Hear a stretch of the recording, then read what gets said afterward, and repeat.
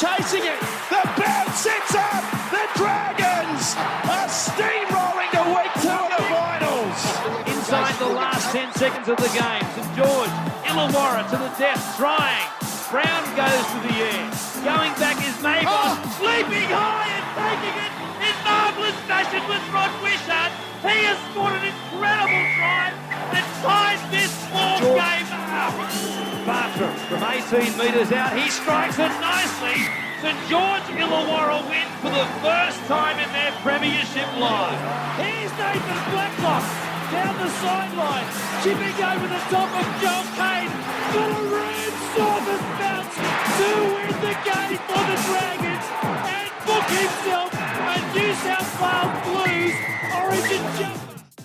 It's that time of the week again, folks. It's time for the Red V podcast. Welcome to episode 175 as we celebrate a magnificent last gasp win by the St George Illawarra Dragons, snapping a 6-game losing streak as they stun the Roosters at Kogarah on Friday night by 24 points to 22. So it's a lot more of a spirited and buoyant Red V podcast team tonight, and we'll no doubt take a look at that result a little bit later on in the podcast. Also, I'm going to round up your latest Dragons news. There's more things about Jason Ryles. Is he coming? Is he not coming to the Dragons to be head coach in 2024? We'll talk about that. And also the thoughts of Phil Gould, who thinks that Ryles won't be there next season for the Dragons. We'll review the team list named only a short couple of hours ago by the interim coach Ryan Carr. A few changes with obviously Ben Hunt out due to state of origin duties, but also a couple of injuries affecting the Red V. And we'll also have our This Week in Dragons History, take a look at some of the matches played this week in the history of both the Steelers and the Dragons, and also look at some of the birthdays of those players that played in those great teams being celebrated this week. Also, lots more to come.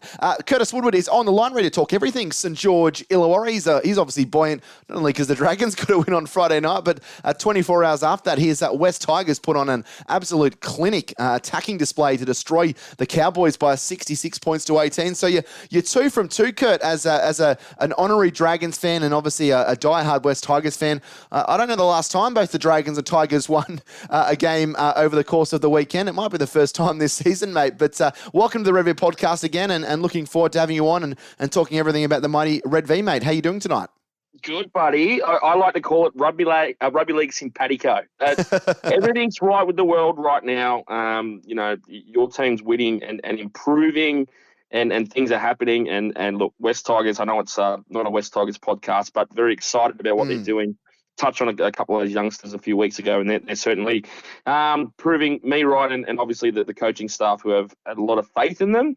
And it's kind of mirroring a little bit what maybe some Dragons fans want to see with their kids and their boom youngsters coming through as well. Yeah, certainly. That would be the goal if, we could see some of the players really start to gel and flourish like they have been doing in that West Tigers system. Before we jump into our Dragons news and updates, just a quick apology for last week, obviously out of our hands, but we did have some technical glitches with Podbean.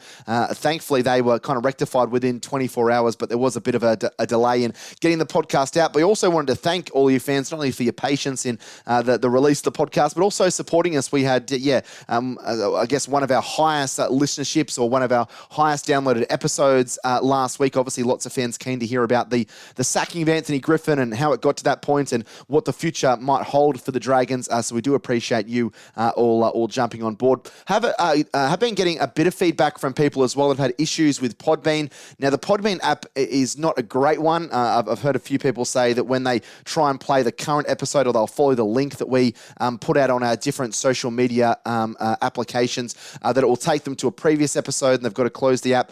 From now on, we're going to be putting up the Apple link. You can also listen on Apple Podcasts, also Spotify, and also Google Podcasts. There's a few other smaller podcast networks out there that do take our podcast, but they're probably the main ones. I think the Podbean web player is working fine, but there has been some issues with the app. We've kind of been reaching out with Podbean, but we don't know if that'll be rectified within the next little period. So if you are having issues with Podbean, make sure you jump across to Apple or Spotify. You can download those apps from the App Store as well. It means you can listen to us each and every week and you don't miss an episode of the Red V podcast. But enough of that. Let's jump in and take a listen and take a look at your Dragons news and updates for this week.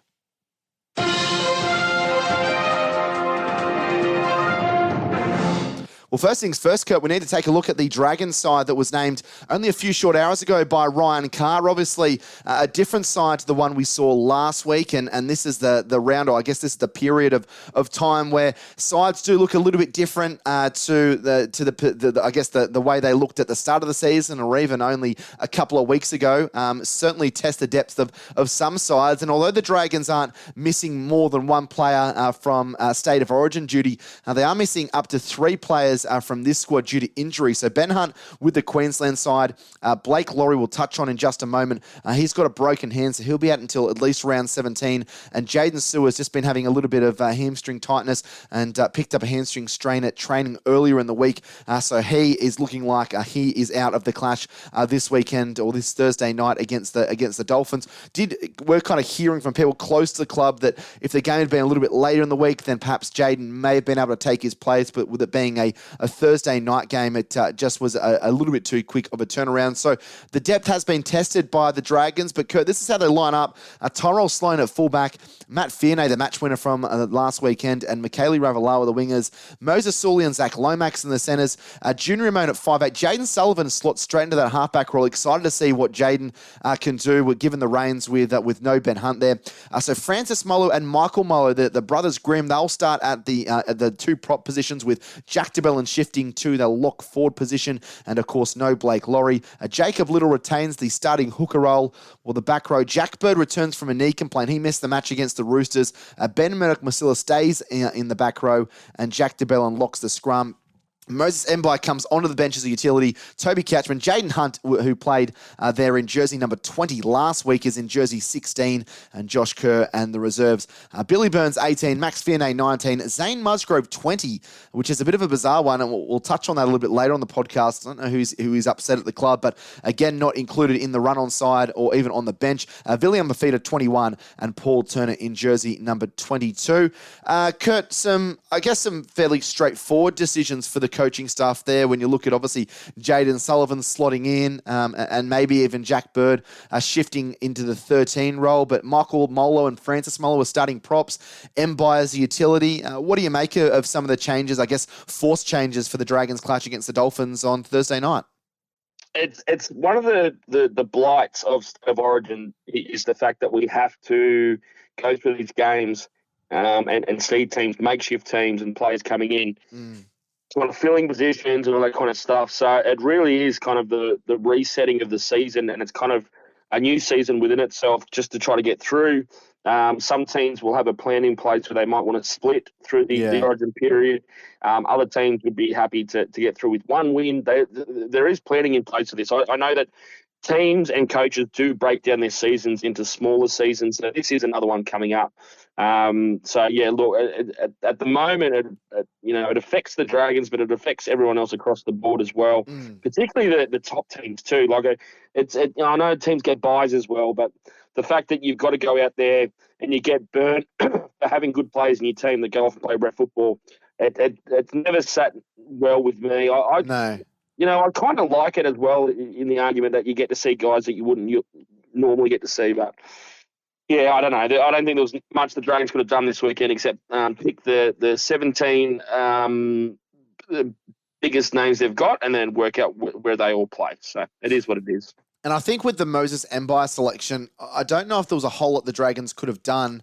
I'm not sure what the ruling is if the development players can play as of yet, but even if you look at the lower grade players for the Dragons, Connor Mulhausen has been okay in the hooker role. I wouldn't say that he set the waterlight in New South Wales Cup. He's also played a couple of games at halfback as well, so hasn't necessarily been in that number 9 role. And maybe they think that Moses can do a job for them in the middle. Experienced campaigner as well, so I don't hate that. I think when he was starting hook and he was playing 40-plus minutes, I think there was a concern there for the fan base and myself included in that. I don't mind him at 14. Not a huge fan of Michael Molo at prop. I'm not sure what Zane Musgrove has done, Kurt, to, I guess, be so out of favour. And it's not something that it's something that we've seen a little bit before with the Dragons as well, when they signed Pawasa Famasuli for the 2020 season, I think it was. We saw him play a handful of games, and then it was almost like he'd been banished to reserve grade for the rest of his Dragons career. I think there was only a handful of performances that we saw him come from the bench when there was injuries or suspension and the like. You would have to think it has to be attitude related or training related or like surely, even if Zane Musgrove isn't playing his best football with the injuries they have and with some of the players missing and I guess the lack of depth in the forward pack, he would be someone, especially as probably one of the bigger off-season signings for the Dragons, that you would want in that 17-man squad, even if he was only playing 20 or 25 minutes come Thursday night. Yeah, to me, I would have picked him purely for the sake of the full pack they are playing this weekend. The Dolphins have a lot of, I guess they're all big buggers, but across the NRL. But the Dolphins have a lot of taller forwards, a lot of different body shapes. I think Musgrove would have lined up and played well against the Dolphins this weekend, and it gives that Dragons a different body shape in the middle third as well. Going back to Mo Zumbai, and I think I've argued this before, he's definitely not a starter, but these are the games where you need guys like Mo Zumbai in your squad, because he's going to fill some gaps and he's going to get you through. And if you win the game, even better. But that's why you have guys like Moses Imbai in your team, because he's a good squad player. So, yeah, obviously he plays this weekend. But, back to Musgrove, I'm not sure what he's done. But I thought if you were scouting this game and looking at the Dolphins and their pack, some big boys, and particularly not just their starting front rowers and their middles, it's also the guys coming off the bench like Nichols and whatnot. So, yeah, interesting one. So two different kind of four packs coming up against each other on the weekend. We'll see which one comes out on top. We're just looking at his stats, not a huge sample size to take from this year, Kurt, but 4 games played, averaging 11 runs for 106 metres and 80 tackles made and only 7 missed tackles, which is to be expected. There's not too many missed tackles in the middle of the park when you're playing as a prop, unless you're not a very good defender. Averages half a tackle break per game and only 2 errors in those 4 games as well. So it's not like he's been terribly ill-disciplined. It's not like he's carrying an injury. Wouldn't be playing reserve grade. Wouldn't be on the extended bench. So there's obviously something happening, whether it's at training, whether it's there's an attitude issue down there. But for the time being, that the Dragons obviously not high on the priority list for Zane Musgrove playing first grade. That's going to be one to keep an eye on in future weeks. Talking of the Dragons team list, I guess maybe it wasn't controversy, but there was certainly tongues wagging earlier this afternoon when it was announced that Jack de Belin was going to be named captain and was named captain for the Dragons for this weekend's clash. Ben Hunt, the regular skipper, of course, out due to state of origin duty. Blake Laurie and Jaden Sewer, maybe 2 other names that would have been thrown up if they were available for selection. In the end, they go for the 32-year-old Jack de Belin. I've kind of been toying with this all afternoon, Kurt, just trying to think on the pluses and minuses of this. One side of me is like, well, the Dragons shouldn't be giving a leadership position to someone that, and I'm not going to talk about stuff that happened with the court case because that's done and dusted, obviously, but the barbecue gate stuff as well. I think, someone that, has probably dragged the Dragons' name through the mud a little bit over the course of the last 3 or 4 years. Part of me feels like that they shouldn't be rewarding someone like that also hasn't necessarily taken control of his actions while he was at the club and the club standing by him. But then there's another part of me was like, well, what are the Dragons to do? Their hands are kind of almost tied behind their back a little bit, because you look through that 17 that was named only a few short hours ago, and with obviously Hunt out, Sewer out, Laurie out. I guess Jack Bird probably is one, but when you come out a couple of weeks ago and you effectively crap all over the fan base and have some pretty not nice things to say about the fans, then I can imagine why they didn't give it to him. And you look through the other names, there's probably not too many people there. You've got youngsters like Tyrell Sloan, Matty Fiernay, obviously Amon, Sullivan. You're not going to give it to them. Junior Ramone's under a cloud of investigation at the moment, and of course he's a young bloke as well. Mika Ravalawa and Moses Sully, probably not those types of people that you would label as captaincy type material. Zach Lomax only made his way just back into the first grade squad, and I think we've kind of seen some of the immature things that he's done in the past. And then you got Francis Molo, no, Jacob Little. potentially down the line could be a captaincy option, but again, only just back in the first grade sides, only played a handful of games for the Dragons. Michael Molo, no. Maybe a Ben Murdoch-Masila experienced player. They've decided not to go that, and Jack de Belin. So it's causing a little bit of fanfare. I'm sure it will honestly blow over, but how do you feel about this decision? Are you okay? It doesn't matter what we think. At the end of the day, the Dragons have made the decision, and Jack de Belin is captain and will be captain on Thursday night. But what were your initial thoughts or reactions to kind of hearing that news a couple of hours ago when the JDB named captain for the Dragons for this weekend?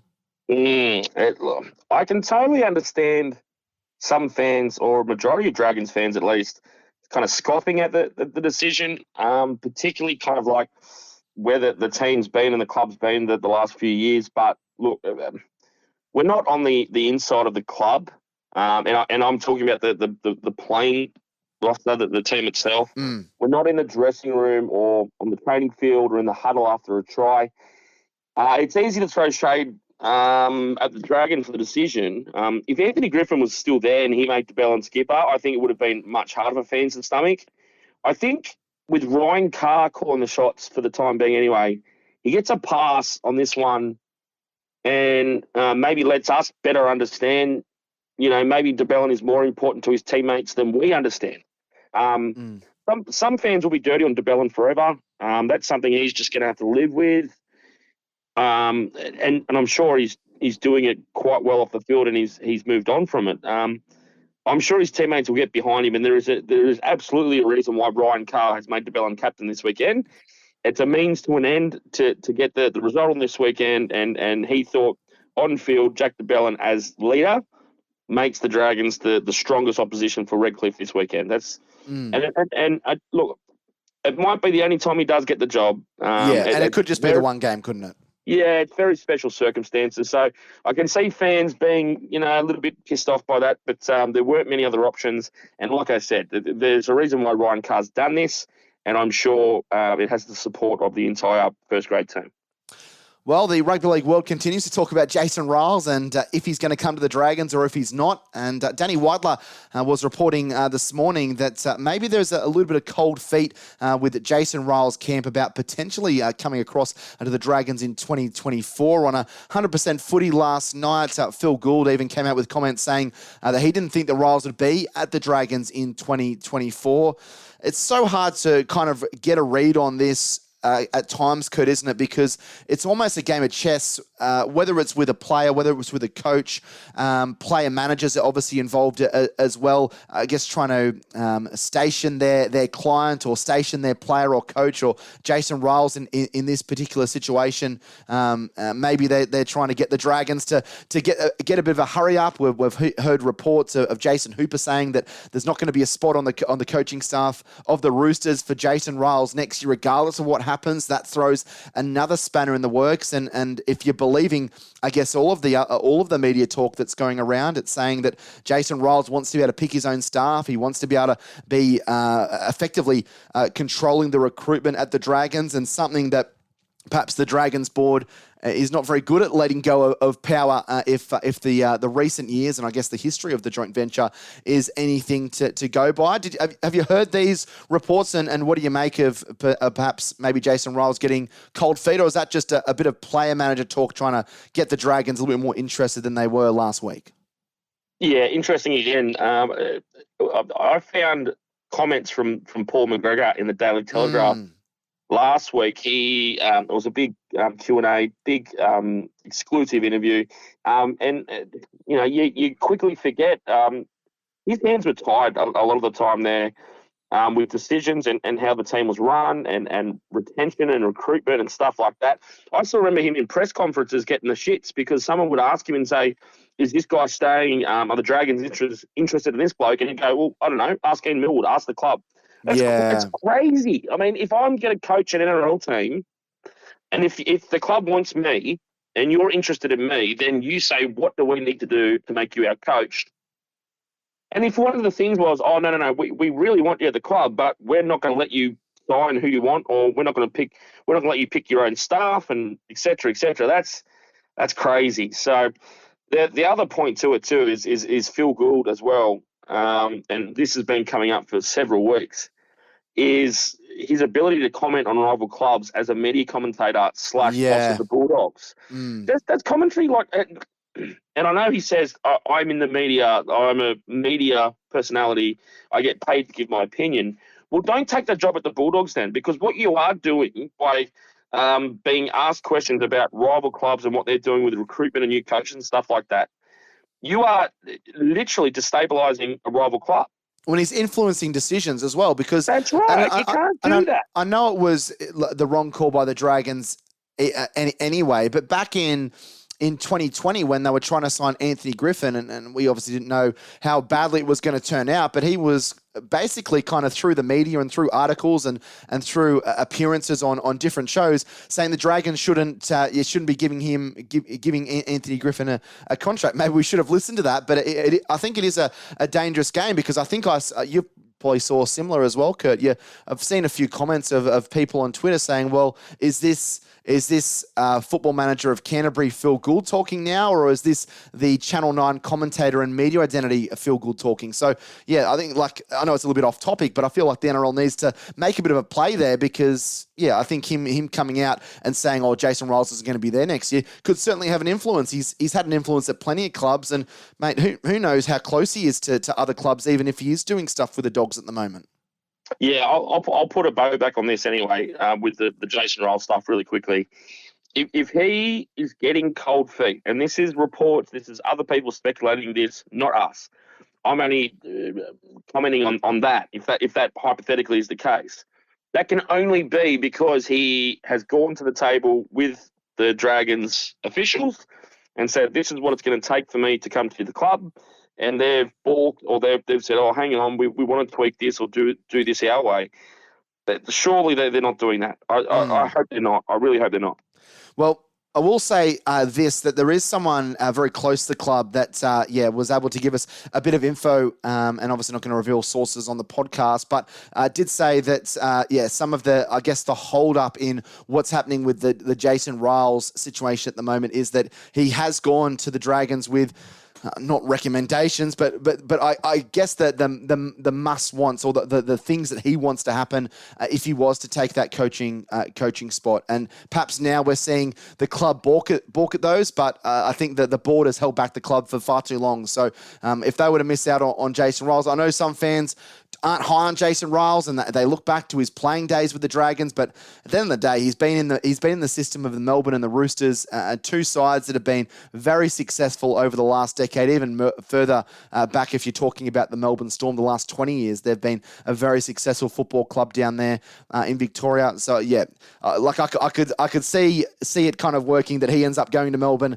and the Dragons fans and the Dragons in general look back on the last 2 or 3 years, and man, how good would it be if we'd got Jason Ryles? So that's going to be one to try and keep an eye on, because there is all sorts of things happening there. It seems like it changes every single day, but still no word on who the Dragons head coach is going to be in 2024. A few injuries to talk about. We spoke about this in our team list review. Blake Lawrie fractured his hand. He had a plate inserted only a couple of days ago, so he's out until round 17. So that's a blow for the Dragons, losing their front row player. And Jaden Sewer picked up a hamstring strain. By all accounts from the Dragons medical staff, they believe that he'll be back for the round 14 clash next week for the Dragons. So they will be able to get him back next week. No update on Cody Ramsey. He's obviously gone for the season, as is Josh Corrick as well. And Tyrell Fumiano has got a hip injury at the moment. It's an indefinite amount of time that he's out. Still unsure on any updates if he will even play the rest of the 2023 campaign. We'll try and get some updates for you on that over the coming weeks. Well, time to talk this week in Dragons history. And this week we take a look at some of the results for St George and Illawarra in either on this day or either in this week of history, as we take a look at the St George Illawarra Dragons, the Illawarra Steelers, and also the St George Dragons. And we also celebrate some birthdays of some very special players that represent either the Scarlet and White or the Red V of the Dragons. But we'll kick it off by taking a look at some of the results that happened on this day and also in this week. Round 12, 1999, the 22nd of May, so it would have been 24 years yesterday. St George Illawarra took on Balmain in the 1999 season. A triumphant win for the Dragons, 48 points to 8 against Balmain. This was when the Dragons were, really starting to kind of hit their straps and really starting to develop as a unit. That 1999 season obviously ended on a sour note, but so many highlights, such an exciting season. And on this afternoon was no exception in front of 11,120 down there at Wynn Stadium. The Dragons, 2 tries to Nathan Blacklock, and then 1 each to Luke Patton, Mark Coyne, Nathan Brown, Darren Tracy, Wayne Bartram, and Rod Wishart. Wayne Bartram kicked 6 from 6. Rod Wishart kicked 2 from 2. And Balmain just 1 try for them. Shane Walker, who used to play for the Dragons, he started his career with St George in the early 90s. He scored the lone try. Joel Kane 1 from 1. Shannon Nevin 1 from 1. I know you're a West Tigers man now, Kurt, but you're obviously a dyed-in-the-wool Western Suez Magpies fan. You get any satisfaction out of us looking back on Balmain completely getting hammered in this round 12 match back in 1999, brother? It's such a strange thing. And I've kind of, over the years, gained a little bit more interest in Balmain's history, but maybe not as much as any other club, really. So when you see Balmain getting beaten, it's like any other team getting beaten. So good on the Dragons. Big win for the Saints. Our next match that we go to in our Dragons history is round 9, 1993. So this on the 21st of May, 1993, St George met Illawarra, and this was the first meeting since they'd had that controversial preliminary final match at the Sydney Football Stadium the previous year where St George had beaten Illawarra 4-0. Illawarra had, I think, 3 tries disallowed. The Dragons had a couple. It was very, very controversial. Graham Annesley had been the referee there, but Steve Clark was the referee. There wasn't much controversy this time around, but a bizarre scoreline. St George beat Illawarra 9 points to 5. Nathan Brown scored the lone try for the Dragons. Ian Heron, Chucky Heron, 2 goals and 3 attempts, and a Noel Goldthorpe field goal. While for Illawarra, Jonathan Britton the lone try. Rod Wishart, none from 3. And John Simon, who actually celebrates a birthday this week. And we'll talk about him in a more extensive terms in a minute. He kicked the field goal in front of a huge crowd, 17,527. And that loss actually snapped, I think it was a 16-match winning run at home for Illawarra that really was a fortress down there at the showground back in the early 90s. But St George getting the victory 9 points to 5. But just going through some of these names, Kurt, some huge names when you look through this Dragons side. They had obviously the veteran Mick Potter at fullback, Mark Coyne and Graham Bradley in the centres, obviously Noel Goldthorpe at half, then Tony Priddle, Neil Turney, David Barnhill, Scotty Goulet and Brad Mackay, and a young Gordon Tallis on the bench alongside Jeff Hardy and Phil Blake. While for the Steelers, you had internationals in Rod Wishart on the wing, Brett Rodwell, who was a hugely underrated centre, so good for Illawarra in that 90s period. Paul McGregor, obviously, John Simon at halfback, Dean Schifoletti at hooker, Neil Piccinelli in the back row alongside John Cross, and even players like Dean Callaway and Michael Neal on the bench for the Steelers. That's probably maybe not right in your heyday, but that would have been around the time that you were really getting into rugby league. An entertaining game there with the Dragons accounting to the Steelers 9 points to 5. I love me footy from about I started paying attention to it from about 6 or 7 on. Before that, it was a lot of time at Cogra and Campbelltown on the behind the grandstand, sliding down hills on cardboard. But like Mick Neal, like what a name! Like, so he was on the bench, was he? So he would have been at the back end of his career, and Dean Callaway would have been coming up to replace Schifoletti at the same time. Yeah, that's right. Yeah, so Michael Neal moved to the Steelers in 92, and so he actually supplanted John Simon as the halfback, and I think he played in that preliminary final match that we spoke about in 92, and actually went on to finish his career at Balmain in 94. He'd left Balmain to come to the Steelers, but finished his career in 94 with the Tigers. Good stuff. And look, like you said, we spent about 15 minutes off here before we even started the podcast talking about games from the 90s and stuff like that. And you're right. There's stuff you forget, and like you said, you didn't have.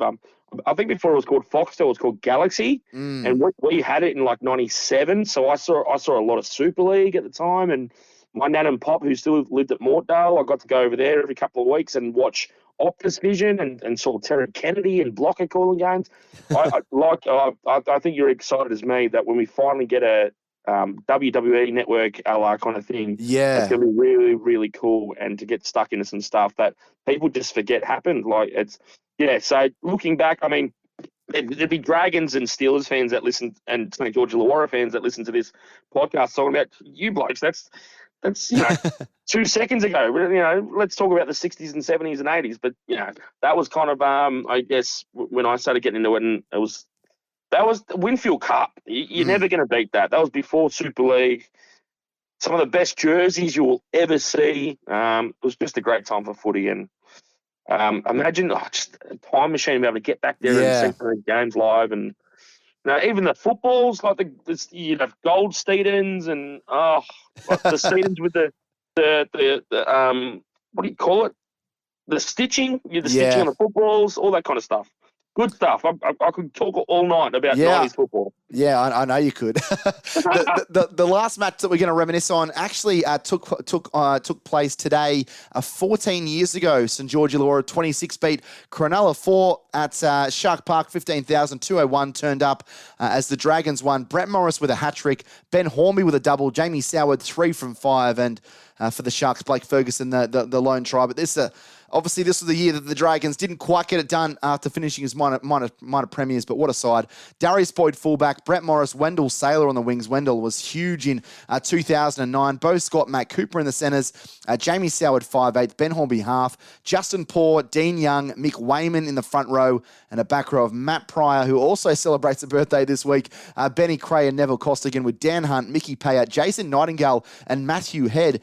Now, I'm sure we could talk about this for hours, but I would love to go through the Wayne Bennett catalogue of his 900-plus games coached in the NRL and see how many other times he had two backs on a bench, because that is almost unheard of, especially in the modern game. You've got two props, two big bodies in the middle in Dan Hunt and Mickey Payat, but then you've got Nightingale, who I know when he was playing off the bench was coming on as a forward. He was playing, I think, in the back row, probably playing at lock. And then you had Matthew Head. I think there was a few games that the media kind of tried to get stuck into Wayne that he didn't bring him in off the bench, and he sat on the bench for 80 minutes. But having two backs, I guess, playing off the bench, quite unconventional. But man, what a St. George Illawarra side. I think we look back on those years with even more fondness, considering how much the side has been, or the club has been struggling over the last decade or so, Kurt.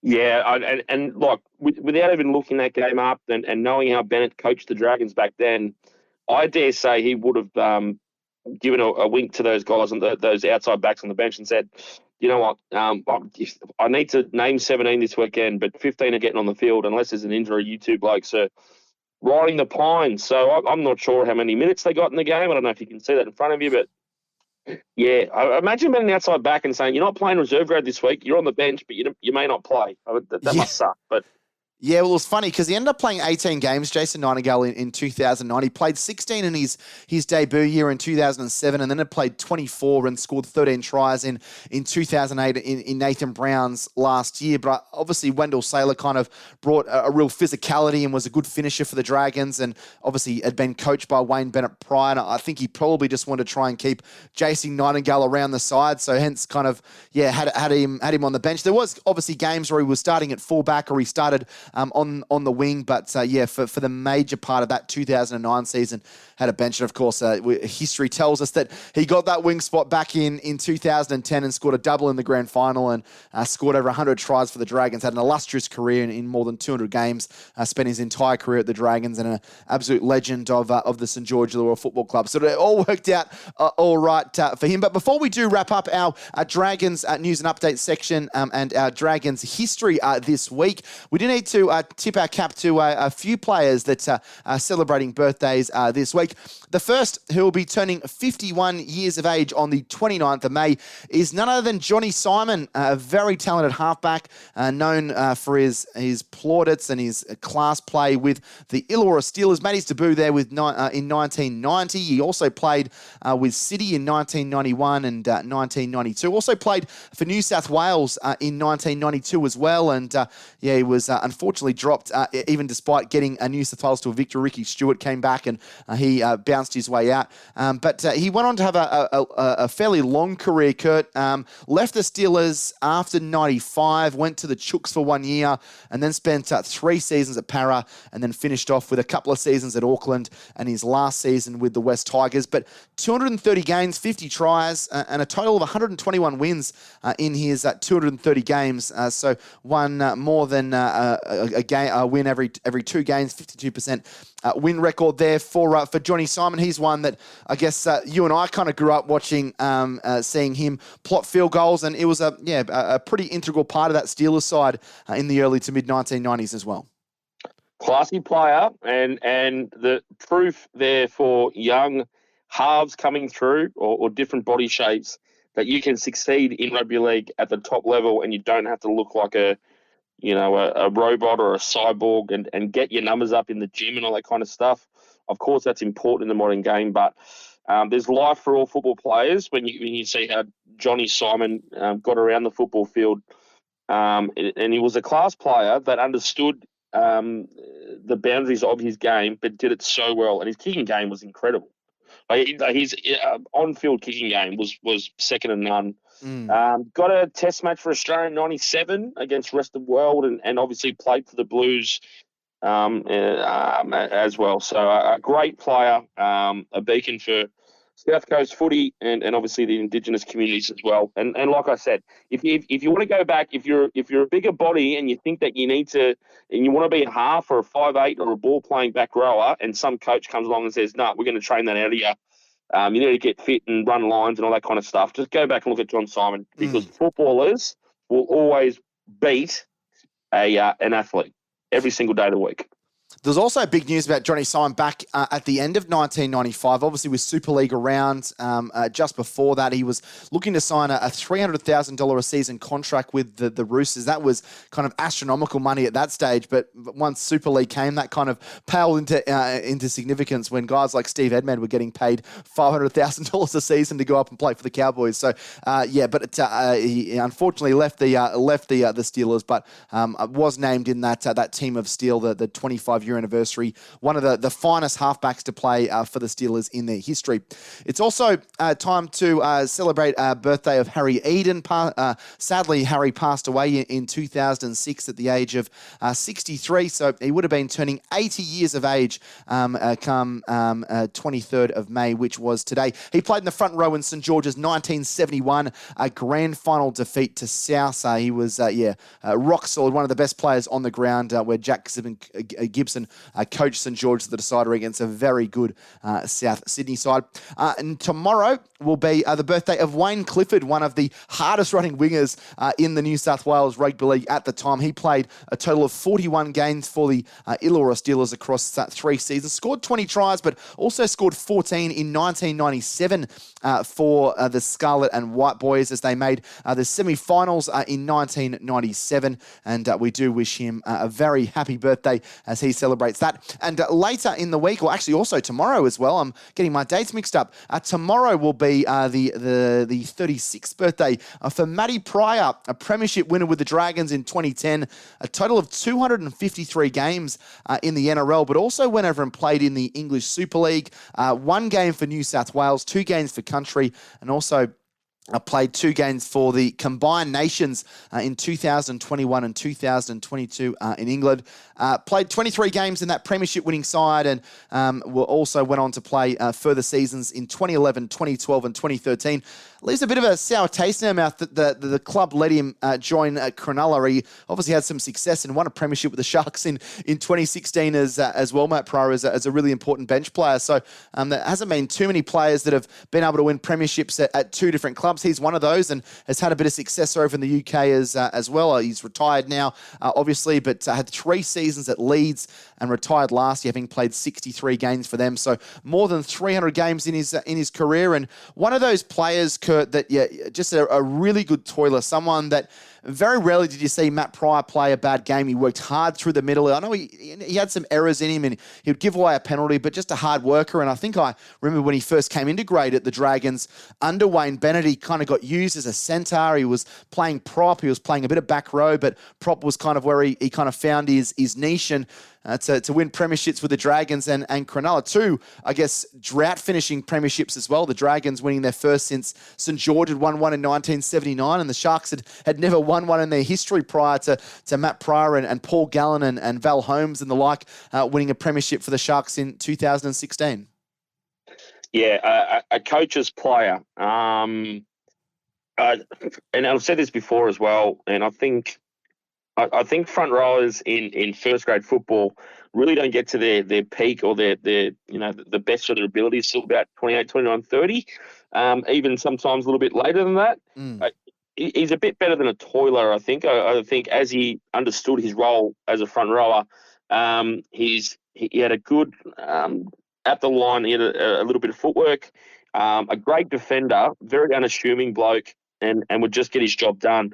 I remember being furious at the time when Brad Fittler picked Pryor for an Origin at ANZ to equal the series and then dropped him for game 3. And I was like, wow, you can't do that to the bloke. But it doesn't matter. 2 premierships, and I don't know him personally, never met him, but he looks like a good fella, and got it done. And the guy on the field that you want in your team because he's not going to let you down in the defensive line or taking the hard meters up the middle. So, great player. Yeah, Thurl Jr., I think he's played with the Thurl Butchers down there. A wonderful player and two-time premiership winner.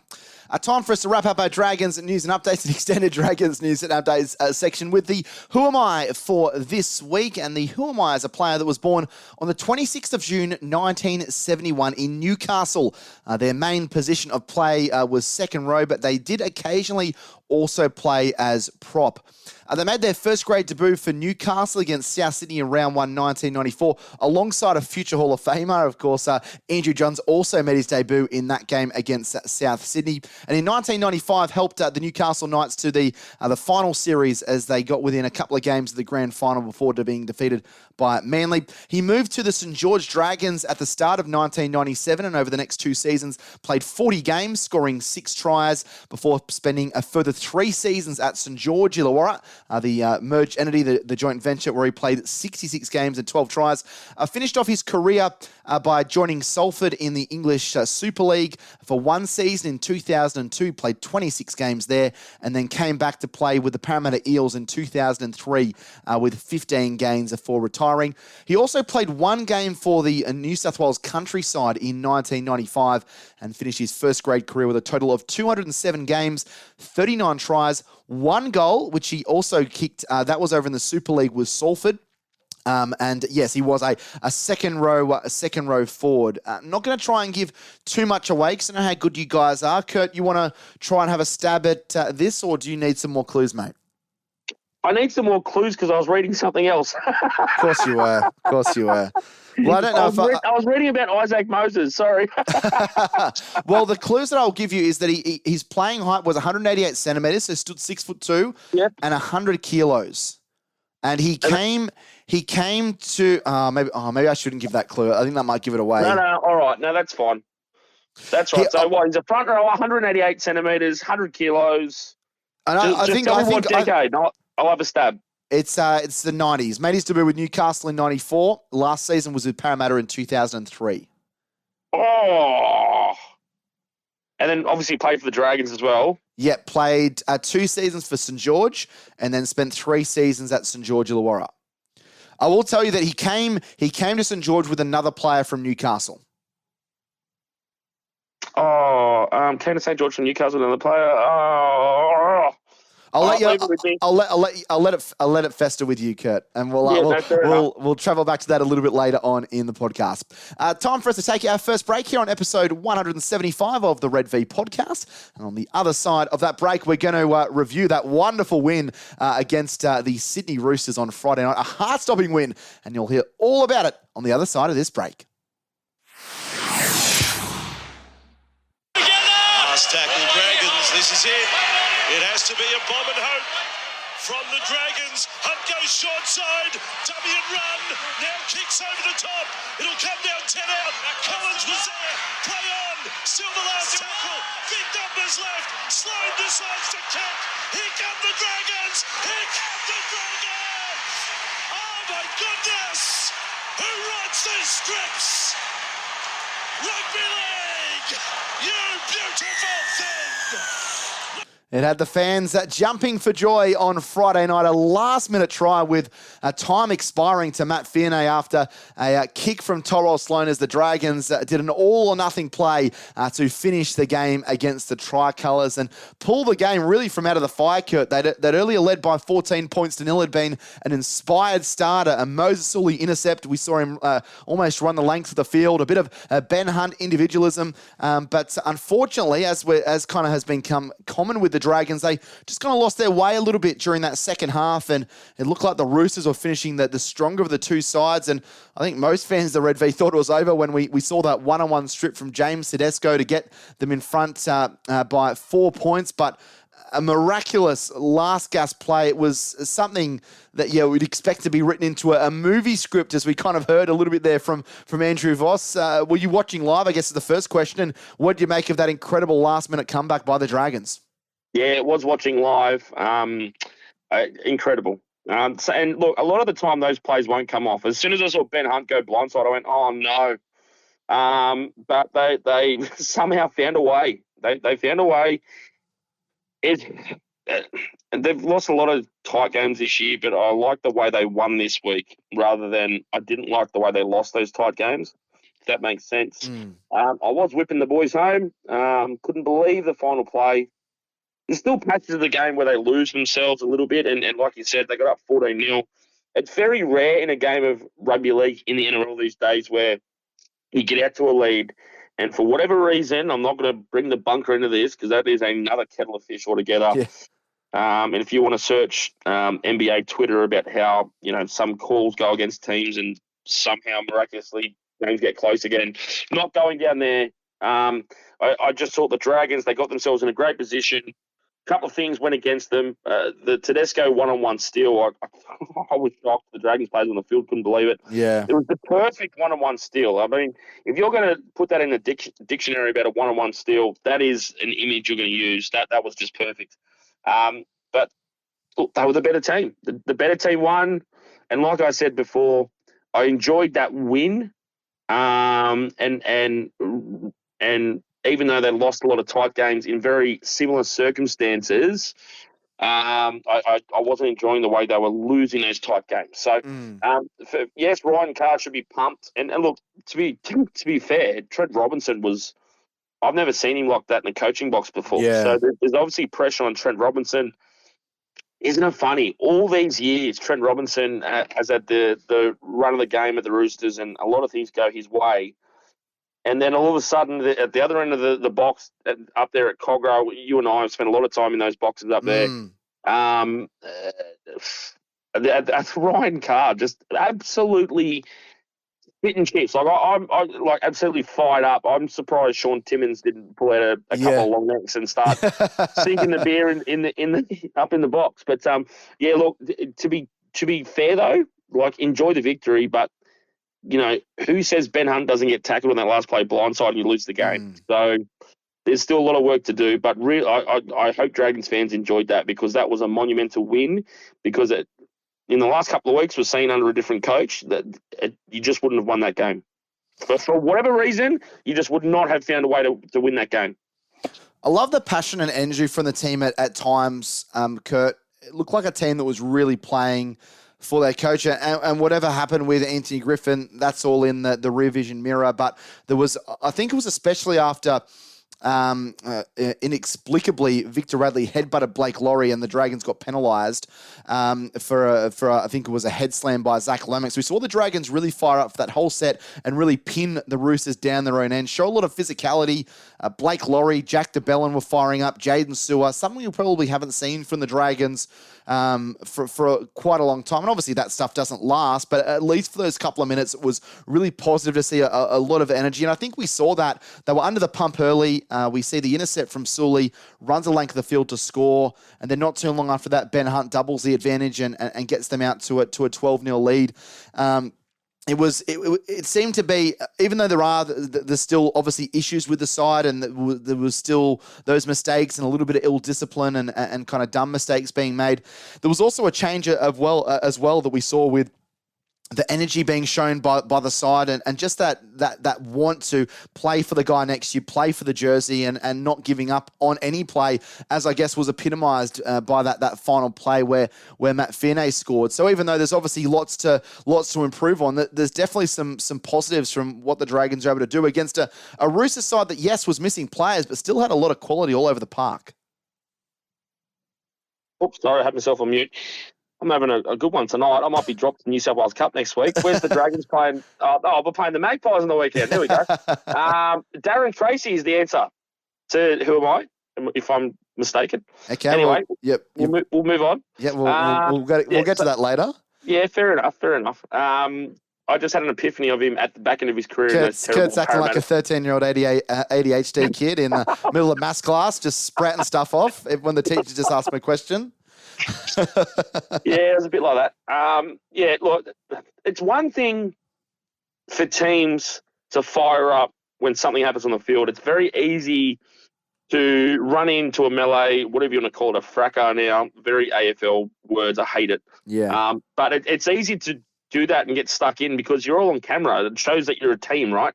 But it was the energy away from those areas and it was the energy over extended periods. I thought over the entire 80 minutes, they were probably up consistently, maybe 10%, 15% more than they have been. They weren't waiting for the game. They got out to 14-0. A couple of things went against them, like I said, but they weren't trying to hang in there. They backed themselves. And there's going to be a point in the next couple of weeks, and I'm waiting for it. There's going to be a game where they just blow a team off the park like West Tigers did against Cowboys, where everything clicks. Everything just clicks. And I think that has a lot to do with Ryan Carr. Because Ryan Carr's already there, and he knows these blokes back to front. And he has been coaching them in an assistant's role for a long time through preseason under Griffin as well. So there's only a couple of tweaks there. But, yeah, the passion was there. Energy was there. That's the difference. I thought at different times under Griffin that they will show passion and energy for 5-10 minute spurts and fall out of the game, where I think they were consciously keeping themselves in the game and wanted to keep playing footy. I thought it was pretty cool. Yeah. What differences did you see, especially in attack from this Ryan Carr coached side? Did you see anything different from the Dragons side you've seen in previous weeks, Kurt? It's hard to explain this one because from looking just if you just kind of gazing at them through your peripherals, it doesn't look like too much difference, but it's the way that the individuals are committing defensively and through the line and trying to work a little bit harder. You got to remember the Dragons are losing games they should have won, but they were losing by small amounts. So Ryan Carr coming in, he was like, "You beauty, like I can see what's wrong with this team, and it's not going to take much to tweak a few things to get this side going." Like I said, he's been working with these guys closely all year, and the assistants, like I think I said last week, so that the head coach has to be, the big bopper, the stern bloke, and it's kind of like, oh, okay, well, if he wants to talk to me, I'll wait for him. But the assistant coach, they're the ones that are, slapping the guys on the back and having a joke and getting to know the guys maybe a little bit more. So the changes didn't need to be that drastic. But because the Dragons have lost consistently for so long, even though those changes weren't that big that needed to be made, the change had to be made. And Carr we're going to see, I think, in the next couple of weeks, the fingerprints of Carr opening up this team to put more emphasis and responsibility on the kids and say, how do you want to run this team? And it's building into a set. It's showing a bit more conviction and intent, because it's not just about what you're doing with the football. It's transition football. It's a bit like basketball, going up and down the field, kicking, getting in defensive lines and building your attacking set while you're still defending third, fourth, fifth tackle and getting yourself to spots in the field where you're giving yourself more chance to score tries. I think Ryan Carr is opening his team up already, and we'll see week to week. I'm very excited to see where the Dragons are in 4 weeks compared to, say, last week or this week coming. One of the plays I really loved on Friday night, Kurt, was the try that gave the Dragons the lead with about 7 minutes to go, and obviously got cancelled out by that great one-on-one steal by James Tedesco. But it was It was kind of what we've been talking about in the podcast for months about the Dragons' halves, whether it's Hunt, whether it's Sullivan, whether it's Amone or Little.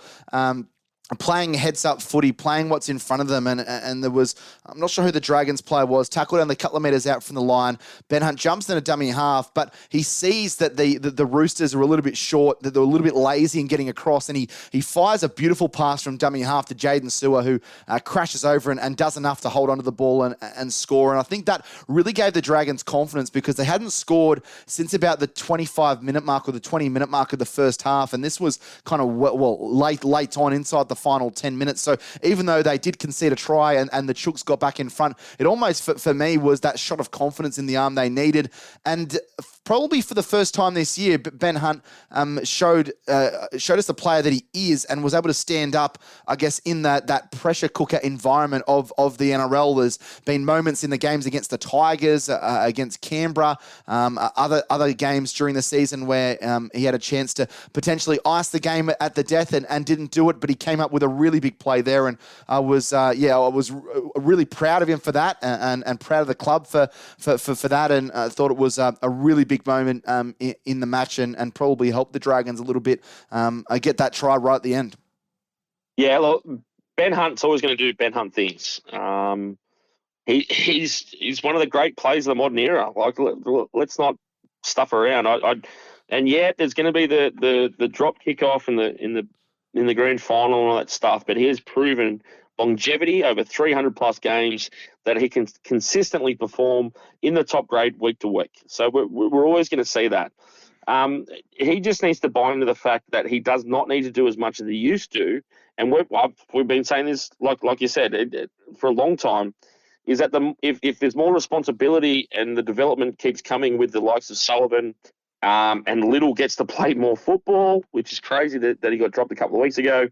If Ben Hunt knows he's got talented players around him, that releases Ben Hunt to have better quality touches and pick and choose when he injects himself, because the defensive line is not worrying about just Ben Hunt. So it's a twofold thing. And if Ben Hunt understands that, there's no reason he can't see out his contract and see the Dragons move into the top 8, and then, who says they're not a top 4 team in a couple of years? Who knows? But it's nice to see Ben Hunt look a little bit more relaxed, because he's a bit nonchalant anyway. He's a Queenslander and all that kind of stuff, and he's pretty chilled out to start with. But if he understands that if his teammates are playing well around him and creating opportunities, that's more space for him. So when he does go, the defensive line's not ready for it, where I think sometimes in the past, the defensive sides and the opponents are just waiting for him to run the ball. But, yeah, good call. Ben Hunt, as long as the other guys are performing, he will get even better, and his highlight reel will continue because he can just do stuff that he wants to do and interject himself when he needs to.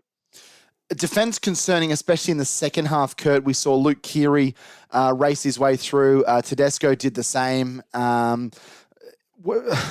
Do we put that down to just fatigue? Is it a combination of fatigue? Because there were some pretty bad misses. I thought Toro Sloan did a really good one-on-one tackle on Drew Hutchison that saved an almost certain try, but he also came up with that miss on Keary that he'd probably want back again. Junior Amone had started that with a really bad miss as well. You're obviously going to have those mental errors in games, and young players are learning that they're learning their craft. They're going to make mistakes out there. Is that a fatigue thing? Is it just mental errors? Is it just the fact that they were just being overrun by a bigger Roosters forward pack and the Roosters were starting to hit their straps? What did you make of the second half defensive display after keeping the Roosters to nil in that first 40 minutes? Oh, it's definitely fatigue, but it's just decisions under fatigue. So, and I put that down to the rookies, the age and the time they've spent in first grade. I know for a fact that some coaches in the past will, particularly in off-season and pre-season, really train the guts out of players, and we're talking a couple of hours at a time, and purely fitness, and then get them back out on the field and have them in defensive lines defending and making decisions. Some coaches have had heavy metal music blasting through the stadium while they're trying to make those decisions, which would be very easy to make if you've just jogged onto the field to start your training session. But when you've run for 3 hours and then you've got to go out and then start defending in gameplay simulation with heavy metal music playing, and you have no idea where you are. Once you start getting that right, you'll see, and we're talking about fatigue. The two guys you mentioned there for the Roosters, it was Keary and Tedesco, who've been playing first grade forever. So they know how their mind and their body reacts when they're stuffed. I think it just comes with time. Blokes like Amon and Sloan, they'll learn it. They'll understand. It's nice to score a try in the first minute, but it's what you can do in the 80th minute that changes the games. And I think that's why Dragons have lost a few games this year. They should have won, especially the back end of games when they've lost so many by small margins. Yeah, it's definitely something they can improve on, but no doubt they'll be very, very delighted with the 2 competition points, and they'll look to build on that this Thursday night as we'll transition straight into the match preview. Thursday night football up there at KO Stadium up in Redcliffe. The Dolphins taking on the Dragons. They've already got one over the Dolphins so far this year. The Dragons, 38 points to 12 winners earlier in the season. But I've kind of got in my notes, Kurt, there's probably not a better chance for the Dragons to not only get back-to-back wins, but also have an opportunity to kind of build on something through these next few weeks. They've obviously got a tough draw with the likes of Penrith, South, Melbourne, Parramatta, just some of the sides that they're staring down the gauntlet at in future weeks. Obviously, the Dragons weaken with no Jaden Sewer, no Blake Laurie, no Ben Hunt, but I guess equally the Dolphins, no Hamiso Tabuai-Fidow, who's been brilliant in that fullback role for them this year. Tom Gilbert's also missing. Felice Kafusi more than likely to be suspended, so he's not going to be there. They've obviously got much better depth than the Dragons do, and they're a very well coached side under Wayne Bennett, and guys like Mark Nichols and Ray Stone and Mason Teague will come in and do a job for them. But I guess when you're looking at this Dolphins side, it's probably the best time to really face them with Origin, I guess, on the horizon, and 3 pretty key players missing. I think Tom Gilbert's been huge in the forward pack. He was a bit of an underrated signing. I don't think many people kind of stood up and noticed what he was doing at the Cowboys, but he's been a great signing, and that's probably just leaves the door ajar a little bit for the Dragons maybe to cause a bit of a boil over up there in Queensland on Thursday. Yeah, this is an outlier game for me though, Jack. I'm worried about the Dragons this weekend. In the sense that, yes, there's a few guys out for Redcliffe, but across the 17, it is a very settled team. Cody Nikorima at fullback. I know he's playing fullback this week for the Hammer, but he's been very good in the chances he's had. You look through their 1 to 7. Katoa's been great their half. The outside backs, Ozako, Tessie New, they're just footballers. And then you look at their pack, I touched on it before, it's still a very good-looking pack. Like I said, it's just a football team, and their bench, Wallace, Nichols, Teague, Tavare. I also worry about the fact that maybe it would have helped the Dragons if they were playing at Suncorp. Faster track, bigger venue. You'd probably see 35,000 fans there and 25 of them or 20 of them Dragons fans. Big catchment up there for Dragons fans. To be playing at the smaller KO Stadium, this is definitely a prickly one for the Dragons. And I think this is more of a test for them than the Roosters last week, who the Roosters have not been travelling well. Both teams have momentum, but to me, the Dolphins, and it's incredible we're saying this, that they've only been around for a couple of months, but they are just a hard-nosed football team that keeps in games and finds ways to keep, they've got runs in the legs. They just keep playing footy. They're tough. They're strong. Wayne Bennett's obviously the coach, who the Dragons fans know all about. So this one to me is even tougher for the Dragons in the sense that it's almost like going up against you're supposed to win the game. Maybe even though the Dragons are 260, I think with the bookies. It's big odds, but I think there's a lot of Dragons fans thinking, okay, well, we did what we did last week, but now we have to go up to KO Stadium and expect to beat the Dolphins. But I think the Dolphins are very confident they can put a number on the Dragons. So big test this week, and the fairy tale for Ryan Carr and the swell of support and the good vibes that came out of last week with some change at the club and a famous victory against the Tricolours. This is the big test. It's always the next week with the Dragons. It's always what comes next week. So I I hope they are up for the game. I hope they don't go up there just thinking, if we play like we did last week, we'll get the points. Because the Roosters are a bit shoddy at the moment. I know you said they've still got a lot of good players, they do, but the Roosters are nowhere near the team they used to be at the moment anyway. And I think the Redcliffe Dolphins as a team, they are a next level up from the Roosters in the sense that if you're a young side like the Dragons trying to find out who you are, and if you're not going to, like we just talked about under fatigue. The Dolphins under fatigue in the 75th minute aren't going to make the same mistakes the Dragons might in defence or, taking the wrong play. So, yeah, this is a bigger test for me than the Roosters last week. It's a reshuffled side for the Dragons. We see Jayden Sullivan again get a shot in the halfback role. He's only played a handful of games at halfback. He's played so many off the bench where he's filled in as a bench utility like we saw last week. Obviously, he'll be good for the run last week. I'm really excited to see him. I think we've seen him play one game before in the place of Hunt last year up there in Brisbane when I guess Anthony Griffin sent out messages because there'd been a few mistakes between him and Amon and basically outlawed them to kick or they would be pulled off the field. But I'm really excited to see if he can try and make this side his own. He's going to be doing, I guess, a lot of the chief playmaking because Amon doesn't have much of a passing or kicking game. He's going to be more of the running half. I think the kicking and general play is going to play a massive part. I'm personally excited to see how he goes. And I know we speak about him a lot here on the podcast, but I guess that's because there is big raps on him, and you see when he plays, he just looks like a proper halfback. He has a running game. He's got a beautiful passing style. He can throw lovely 20-meter cutout passes. He's got a good short and long kicking game. Strong as well, pretty good, pretty solid defender in the middle of the park. I guess he's got to try and play, do what he can behind the Dragons pack, and we probably haven't spoken about the forward battle enough, but if the Dragons forwards can at least just try and match it and it be a 50-50 type game with the Dolphins, then I guess we can really see what Jayden Sullivan can do and if he can be a mainstay in this Dragons side moving forward. Yeah, look, we all know that he's got the flash in him and he's got a lot of confidence.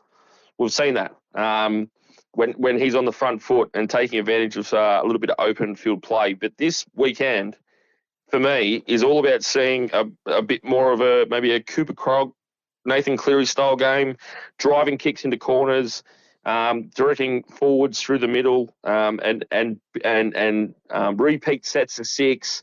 All the grindy stuff that we haven't talked about with Jayden Sullivan yet. We've talked about all this airy-fairy stuff, which is going to get you on a lot of highlight reels and maybe get you some third-party, sponsorship deals and that kind of thing in the future. But this is a perfect test to see Jayden Sullivan lead his team to, if it has to be 12-10, 18-16, whatever, this is the weekend for him. This is the weekend where he proves that he can be the guy that replaces Ben Hunt.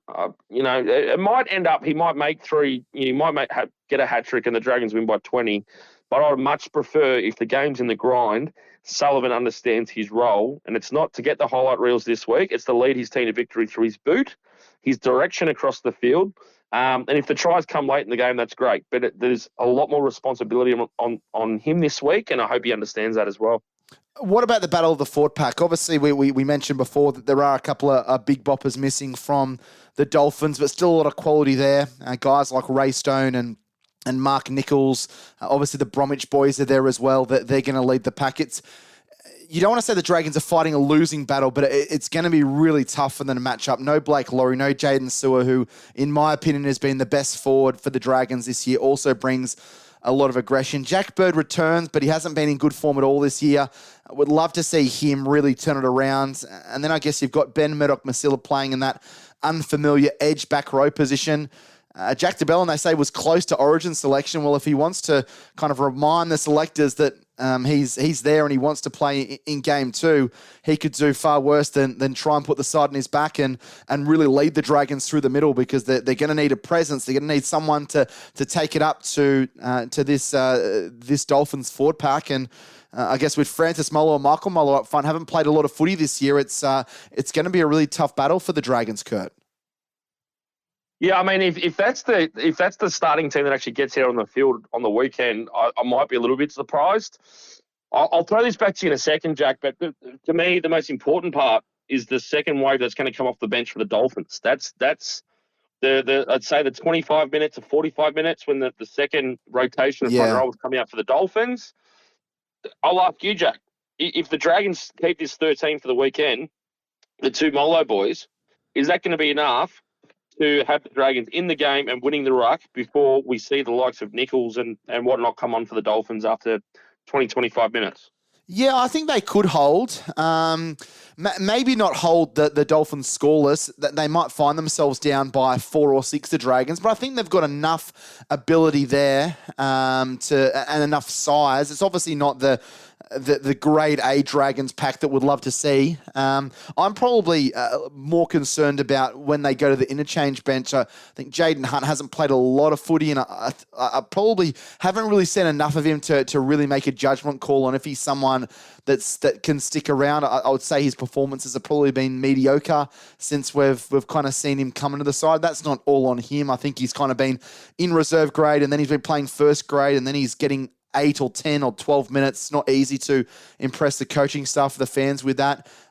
Josh Kerr, I wouldn't mind Josh Kerr actually starting in this game. I think his size and just a different body shape, like we speak about here, Kurt, could just throw a bit of a spanner in the work towards the Dolphins. I'm probably more concerned with the interchange bench for the Dragons. I don't know if they would be able to hold some of those replacement players. I think when you match them up, the interchange for the Dolphins, I think it's a little bit better than the Dragons. Even someone like Mason Teague, people might say, who is that? I've been impressed with his couple of performances when he's got chances off the bench, and Valance Tavare was obviously great in the centres, but a really big body as well. Could almost be used as a bit of a battering ram. So that does make me a little bit concerned. I guess bench rotation and how he uses his bench is probably going to be key, and that's what separates the good coaches from the mediocre coaches. Isn't that right, Kurt? Yeah, I'm looking at this Dragons team now, and obviously there's, what is it at the moment? So it's Tuesday, so there's still 22 named. And then it gets, cut down to 19 at some point, or am I wrong? I think it's 19, 48 hours. No, I think it's, I'm not sure. I think it's 19, 24 hours out. That doesn't matter. But what I would be doing, if with the name, the squad picked, I am looking at this Dolphins team, and I can see how Wayne Bennett's going to play this game. So you talked about Tavare's big body. He is a giant human being. Will come on and kind of play as a floating kind of edge player, kind of whatever you want to call him, and running a little bit wider. Yeah. Mason Teague's a back rower. So so realistically, the Dolphins are going with 4 big bodies on the bench, no outside backs. For me, with the Dragons, I think this is the weekend where you bite the bullet. I know Moses Umbai will play because it's an Origin weekend and you've got to get your most experienced players out there. I would consider then moving Josh Kerr into the front row to start the game, drop maybe Michael Molo back to the bench, bring Musgrove. Oh, sorry, I'd go one further. I'd start Musgrove. I'd throw Musgrove right into the game. And then maybe drop Jaden Hunt out of the 17 and then have one of the Molos come back to the bench. Or even Umbai. Why does Umbai need to be there? Potentially, like I said, there's one train of thought where Umbai needs to be there because they need the experience and cover. There's another, Jacob Little is an 80-minute player. Yeah, and even if something him for 80 minutes, even if something happens to Jacob Little, I think you've got someone that can. Heck, you could even throw Jack Bird into there. I think if there's the chances of Jacob Little getting injured in the first or second minute are probably fairly minute. So if he gets injured 50 minutes in, you've only really got to cover half an hour, and you probably get you don't get an upgrade, obviously, but you get a solid defender potentially in the middle if you move forward there. So I think that's rugby league. That's sport, isn't it, Kurt? It's professional sport. You've got to take a risk sometimes. So I understand that. Mbai is an attractive player for coaches because he can play center, he can play fullback, can play in the halves, but he doesn't play any of those positions, great. And I think the service that the Dragons will lack once Mbai comes on in the middle probably will affect them if they are in the game at that stage. By the time he comes off, the score might have ballooned out a little bit, or the Dragons may not have added any points to their kind of charge within that game. So, I'm with you. I think when you look at the Dolphins squad, and you could probably even say this for every game, because I think the Dragons have a relatively small pack compared to some of the other teams in the NRL. I think, you've got to go all out attack, whether that's even bringing Viliami Fafita. He was brought across from Manly. He's played a bit of reserve grade. I know he hasn't been in great form, but give the kid a chance to just give you some impact, even if it's only for 10 or 15 minutes off the bench. I think you've got to go size against the Dolphins, because otherwise the Dragons could find themselves just kind of battered in that first 20 or 30 minutes and find themselves down 18 or 24-0. And conversely, to when the Dragons lead by that margin, they're not going to be pegging back 18 or 20 points against a Wayne Bennett coach side, Kurt. Yeah, it's just all speculation, right? We probably both know that Mbai will finish in the 17. But I look at that Dolphins team, and I'm just scrolling up and down looking at it right now, particularly the pack on NRL.com.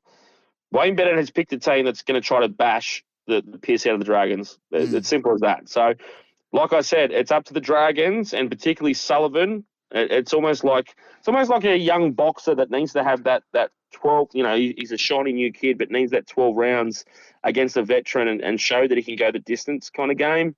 I'm sure Dragons fans, Dragons in general, will learn a lot more from a game like this, down in the trenches, like truly down there, and get stuck in, and ask some questions in your own mind about why you're playing the game and can you get back up, all that kind of Rocky Balboa stuff. So look, I think the Dragons, Ryan Carr's a smart enough bloke to understand from the team that Wayne Bennett's picked. He's going up against a legend, 902 games now, or 901. It's a long journey for Wayne Bennett. So Ryan Carr, this is a big weekend for him, just as much as the team. Yeah, big weekend for the Dragons.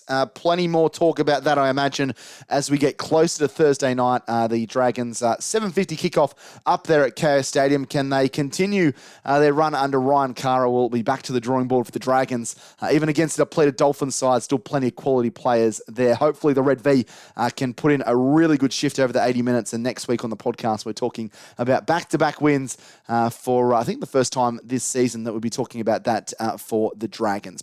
We're going to take a short break here on episode 175 of the Red V podcast. On the other side of that, we're going to take a look at the lower grade results for the Dragons. Went down in Jersey Flegg, but a triumphant win in the New South Wales Cup over the Sydney Roosters as the Dragons made it 2 out of 3 for their seniors weekend.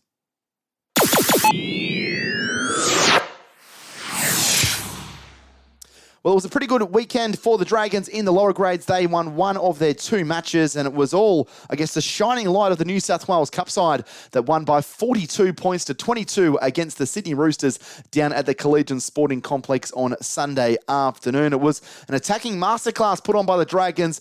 Billy Burns, the star, the edge back row and captain, he bagged a hat-trick of tries as the Dragons ran out by 20-point victors against the Roosters. That opened a 26 points to 6 advantage by half-time, although back-to-back tries, the Roosters got them back within 10, 26-16, and having kind of given away a couple of leads this year, I'm sure Bronx Goodwin and the coaching staff and even some of us Dragons fans were perhaps getting a little bit nervous, but 3 tries to 0 to finish it as they picked up a valuable 20-point win. It was the 4th win of the season for the Dragons that are starting to get a bit of something going. Back-to-back wins for the first time this year as well. They sit in 10th spot on 11 points, but are only 2 points outside the final system. They've won 4, drawn 1, lost 6, and have 1 bye. And they'll take on the Western Australia's Magpies this week, again down at the Collegiate Sporting Complex. The Magpies just 1 spot above them and just 1 point above them in the table. A 1 o'clock kickoff there on Sunday. If you do want to get down there and cheer on the boys, make sure you do that. But it will also be the New South Wales Rugby League TV game of the round. So if you jump on Facebook and on the New South Wales Rugby League website, you'll be able to see all of the action. This was a team named by Bronx Goodwin. Not too many changes to the side that ran out last week. Trey Stewart at the back, Alex Lobb on one wing, while on the other wing we have Sione Finau, Tata Moga and Max Fiene are the centres, Paul Turner and Zach Herring the halves, Zane Musgrove named in the front row alongside Viliami Fafita and Connor Mulhires on the hooker, and the back row of Dylan Egan's who's having a great season, Dan Russell and Ryan Couchman will get a chance to run on, assuming this is the side that does take the field on Sunday, while Hale Finau, Alex Tuivake, Nick Luitoso and Jackson Sherab round out the 17. Sherab did play in the centres last week for the Dragons, so there is a chance that they do continue to do that this week against the Magpies. Meanwhile, in the Jersey Fleet Cup, under 21s, the Dragons beaten convincingly by the Sydney Roosters by 34 points to 12. That was the first game down there at the Collegiate Sporting Complex. The Roosters littered with talent in the under 21 competition, and they just swept the Dragons aside with ease. It was a disappointing afternoon for the under 21s, but hopefully they'll be able to bounce back this week. They'll also be taking on the Western Suburbs Magpies. It's 11:15 a.m. kickoff for that one as well. So if you want to get down there, make sure you do cheer on the boys. And as I said, the New South Wales Cup game is also going to be streamed. Dragons take on the West Tigers in that Jersey Fleet Cup game, 11:15 a.m. At the Collegiate Sporting Complex. That game won't be streamed, but the New South Wales Cup game will be. Not too much else really to report in our lower grade wrap, looking at the New South Wales Rugby League results. So we'll transition straight into our final segment here on the Red V podcast, here on episode 175, and that's taking a look at your Fans Corner questions for this week. We've had some really good ones, and just want to give a quick shout out to all of you fans that continue to support us and send in your questions week in and week out. We obviously get so many, we can't always get through all of them, but keep sending them in. We do really enjoy getting to engage with all of you, and you come up with some absolute cracking questions, this week is no exception either. Kurt, our first question comes from Tim Private via email. He sent us an email on our Gmail account, redvpodcast@gmail.com. Big thanks to Tim, big fan of the Dragons, big fan of the podcast. I've wanted to put some of his questions in earlier across the last few episodes we've done, haven't been able to fit them in. So Tim, thanks so much for sending us your question. His question is, hey boys, listening to the 100% Footy show last night and heard Gus Gould comment that he doesn't feel Jason Riles will come to the Dragons. Gee, I hope he is wrong, but if he is right, then who do you think is most likely to be our coach for 2024? Ryan Carr. Yeah, well, we've actually had a fair few questions about this, because I guess if Ryan Carr, and even if it's not... He needs to perform though, right? And again, this goes back to what we were saying before about Phil Gould speculating on a show where he's just meddling in other... And they're a Sydney rival of Phil Gould. So, look, for the next couple of months, whatever Phil Gould says about the Dragons, take it with a grain of salt. Seriously. So you'd be comfortable with if Ryan Carr showed that he was the man for the job? If, like, when you say he needs to prove that he's the man for the job, needs to have success, is that, as far as you're concerned, is that measured in wins and losses? Not necessarily just wins and losses, but again, he needs to have some control of what he does.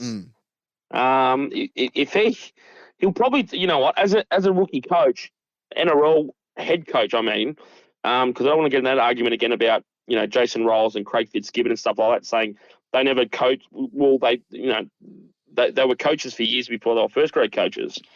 But surely the club itself understands that if a bloke is going to run the football team, he's running the club. The football team is the most important part of the club. So if Ryan Carr does show that he can push the Dragons in the right direction and they start winning some games consistently, and we're talking not just 1 week good game and then, you know, a good loss here and there, but literally like put 3, 4, 5 together and get them back towards the top half of the competition. That's great. There's nothing wrong with signing a young coach. Yeah. We keep recycling the same blokes over and over. Like, I think I've interviewed Matt Elliott for an old podcast I did. God love him.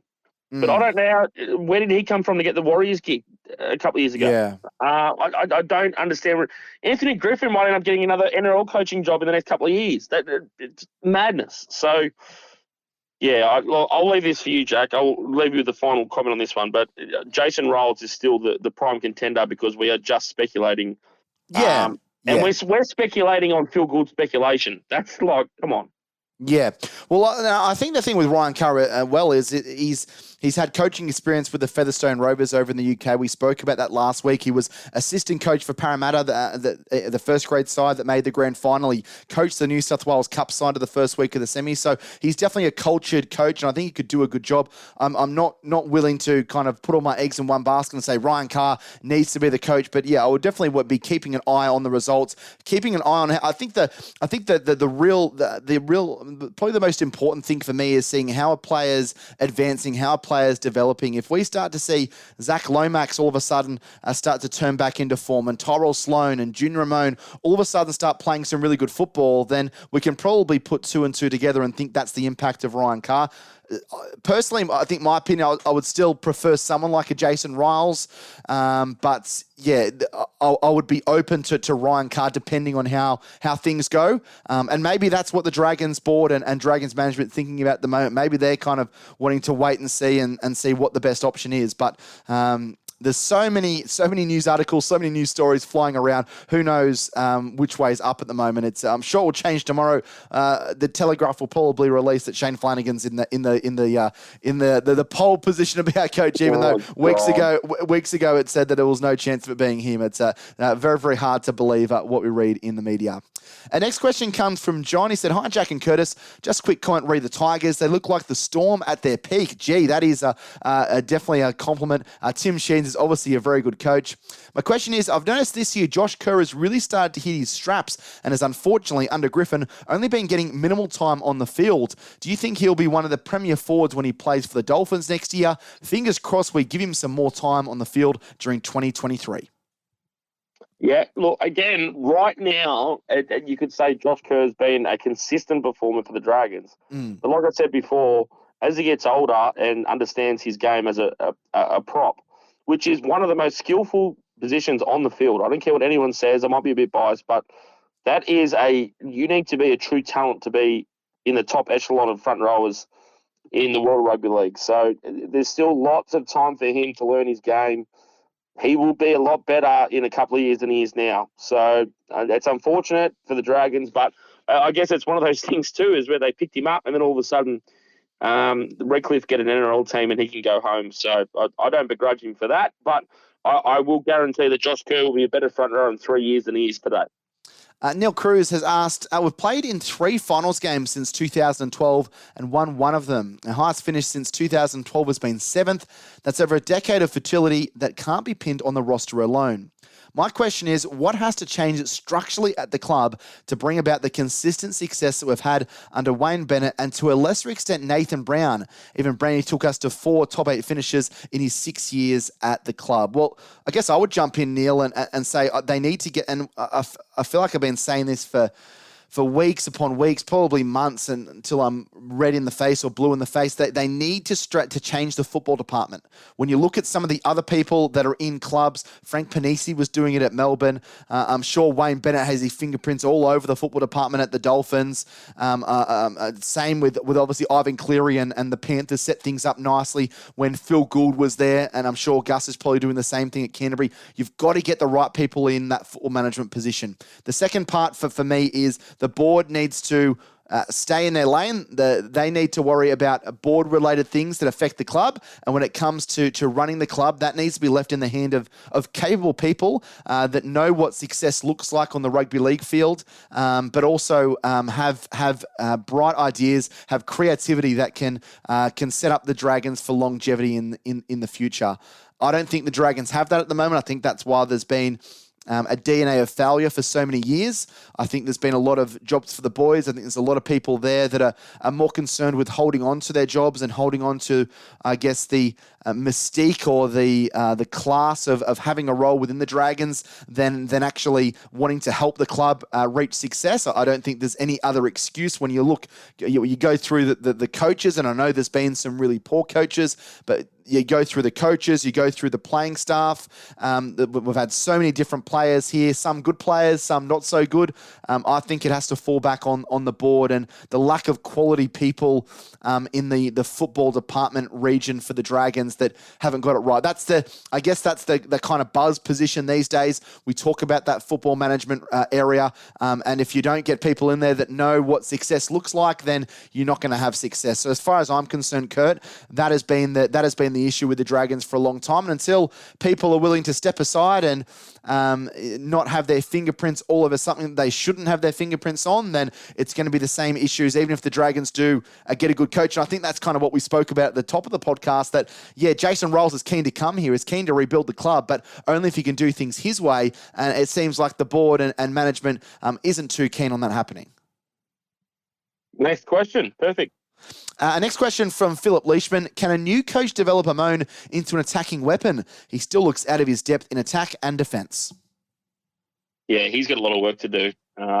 Sullivan looks far more settled in his own body as a first-grade player at the moment, in the sense that he's kind of testing the line, asking questions, creating space for himself and others. Amon just hasn't been doing that. I don't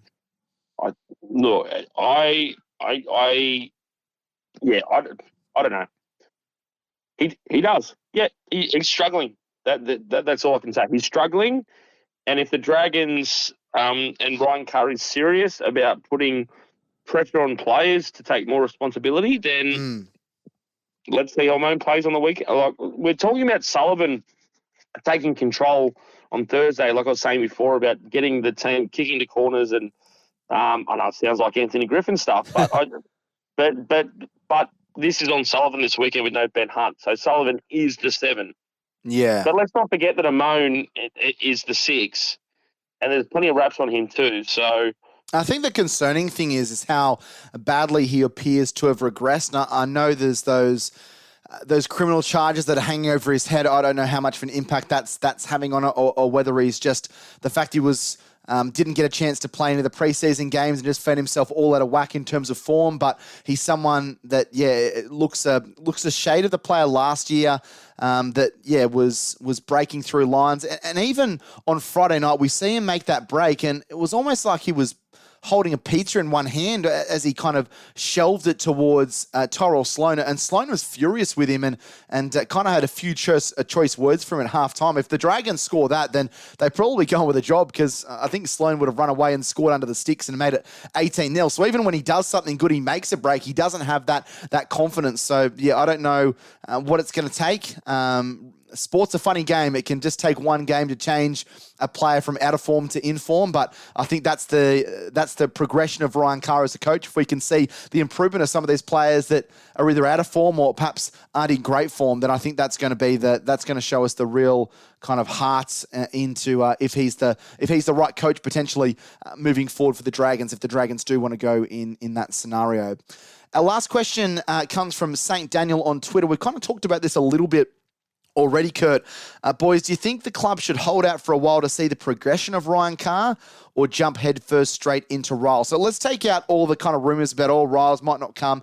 Say in, 3 weeks or 4 weeks, Kurt, Jason Ryles says, yep, I want to sign on the dotted line. Everything's been agreed. Everything's kosher. But Ryan Carr's won, let's say he's won 3 out of his 4, or he's won 3 out of his 5 games at the Dragons. Are you tempted to let the leash be a little bit longer and see what he can do with the Dragons, or do you jump straight first into Ryles? If I'm the Dragons, as great as Ryan Carr might turn out to be as a coach, I would probably go with someone like a Jason Ryles to try and turn the club around. What way would you go with that scenario? You jump straight on Jason Ryles. That's the first thing you do. If the club, and Jason Ryles would understand this too.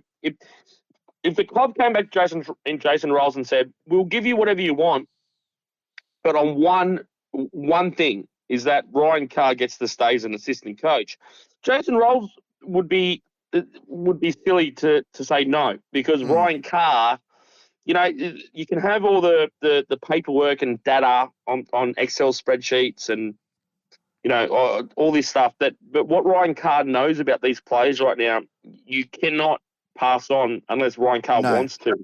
So Jason Riles, if he takes the job, would say, all right, well, maybe he might even say that and say, I want to keep Ryan Carr. And Ryan Carr himself would be absolutely over the moon to say, right, yep, I've showed that I can coach in first grade, but I want to keep my job as an assistant under Jason Riles. That may not mean that he gets to coach the Dragons again in first grade, but that will develop him as a coach, and then he will find first grade jobs somewhere maybe 5-6 years down the track, 3, 4, whatever.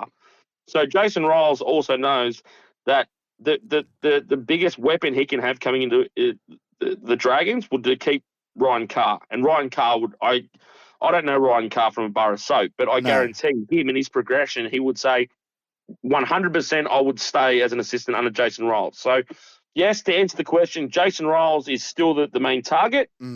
If something shit happens and you don't get Riles, then Ryan Carr, maybe give him a 2-year deal with a 3rd-year option, whatever, but give him the keys to the car.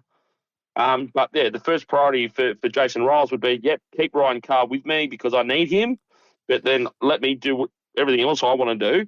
And Ryan Carr too, he would jump at that. The chance to stay at the club, continue progression as a coach, even as an assistant, keep developing players that he's invested in emotionally. I guarantee he loves those blokes, and they probably love him too.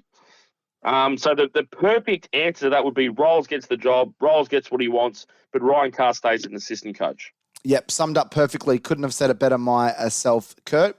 That wraps up our Fans Corner segment for this week. Thanks to everyone that fired their questions in. As always, we'd love your feedback on anything that we do here on the podcast, redvpodcast@gmail.com. Before myself and Kurt jump on out of here, time to announce the Who Am I for this week. We mentioned a little bit earlier on in the podcast, this particular player had made their debut for Newcastle in 1994, ended up playing 60 games across 3 seasons for the Knights, 40 games for St. George in 1997 and 1998, and then played with the joint venture St. George Illawarra for 66 games in 1999 to 2001, and finished off his career with a season in the Super League with Salford and also with the Parramatta Eels, and also played for the country origin side in 1995. And Curtis Woodward, he was right on the money earlier on in the podcast. He said it was Darren Tracy, and Darren Tracy is the Who Am I for this week on the Red V podcast. A very good player, very good hard-running edge back rower for the Dragons. Knew how to find the try line as well. 40 tries or 39 tries in just over 200 games. A fairly good track record, especially for someone that played in the second row in the 1990s. It was a good performer, played in the final ever St. George game in 1998 and that semi-final loss to the Bulldogs, and played in the 1999 grand final. So the Who Am I this week on the Red V podcast is Darren Tracy. That brings us to the end of episode 175 of the Red V podcast. Thanks again, folks, for tuning in, and hopefully it has been an informative, and it hasn't been informative. Hopefully you've been able to laugh at something ridiculous that either myself or Curtis Woodward have spoken about over the last 90 minutes or so. Kurt, as a pleasure, always a pleasure chatting Dragons footy with you, mate, and look forward to, I guess, dissecting everything that happens on Thursday night for the Dragons against the Dolphins. Yeah, look, as a paid-up Dolphins member this weekend as well, just a little cheeky fins up, but I hope it's a great game, and like I said, the Dragons continue what they did last week, mate. You guys deserve it as fans. You guys are the most passionate fans I know, and that comes from a West Tigers bloke. So good luck this weekend. Should be a cracker Thursday night at 7:50, the Dragons taking on the Dolphins. And we'll be back next week for episode 176, hopefully talking about a St. George Illawarra victory, back-to-back wins. How good would that be, Dragons fans? And we'll see what happens over the next couple of days or so. But on behalf of Curtis Woodward, I've been Jack Clifton. We'll catch you next week for more of the Red V podcast. Let's go those mighty Dragons.